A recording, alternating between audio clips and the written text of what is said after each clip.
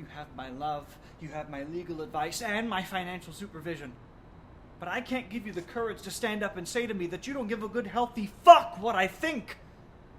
Please stop trying to write some admission of guilt out of me. I am truly happy you've met somebody. It's about time, and I'm sorry your friends are dying. But me agreeing you were born just as I was is not going to help save your dying friends. Ned, you can be gay and you can be proud no matter what I think. Everybody is oppressed by somebody else in some form or another. Some of us learn how to fight back, with or without the help of others, despite their opinions, even those closest to us. Judging by the mess your friends are in, it is imperative that you stand up and fight to be prouder than ever.